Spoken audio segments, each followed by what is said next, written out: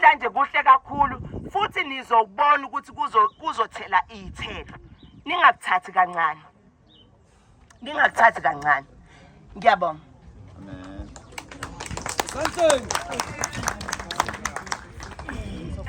Ngiyanibingelela. Njengoba sebasithulile siyabonga umphakathi, sibonga kakhulu umphakathi waseMbalenhle odele konke emakhaya. Weza la wazosupporta abantu balambalenhle, sasupportana singabantu baseMbalenhle. Njengoba asho uNomandla ukuthi singakuthathi kancane sibona ngathi inamba beyincane. The lesser sihlangana, the more sizokhuluma izinto eziconcrete ezakhayo. Babonile iyophuma ku social media yonke ukuthi besikhona la sihlangene somphakathi waseMbalenhle sithi enough is enough. So bantu baseMbalenhle after si receive feedback from kule lapha submit khona ku SAPS na ku Labor naga Home Affairs, sizobiza umphakathi, sizobiza i-meeting. Sicela ukuthi leyo meeting si support, si attend. Sizobiza i-meeting, sihlangane, siyithule, sinitshele ukuthi baphendule bathini.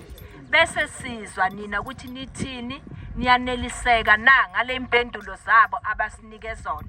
Siyathembisa, ngiyathembisa mina, ngiyathembisa phambi kwenu ukuthi i-meeting izoba khona after si receive i-memorandum, feedback from i-memorandum.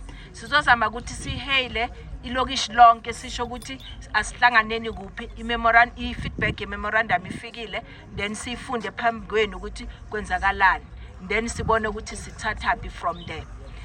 Angazi usisi Nomandla bekashilo ukuthi kahle kahle thina besiplan ukuthi namhlanje kube i-march march ku raidwe, kodwa kwathiwa siyoboshwa sa raider.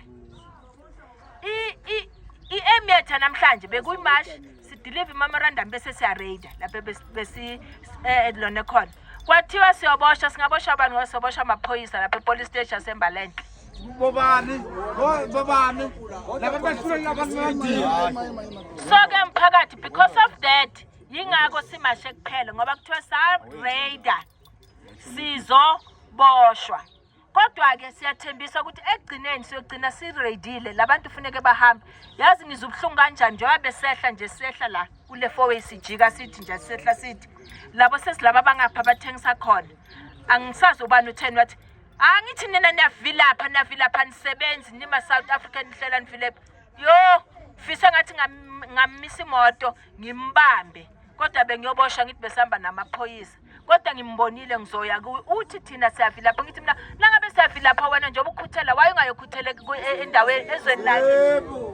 Uhlele la izwe lakho nomphakathi lapho uhlala khona uyakudinga, hamba uyosebenza. Angithi wena ukhuthela, hamba uyosebenza khona. No siyabonga kakhulu umphakathi. Amen.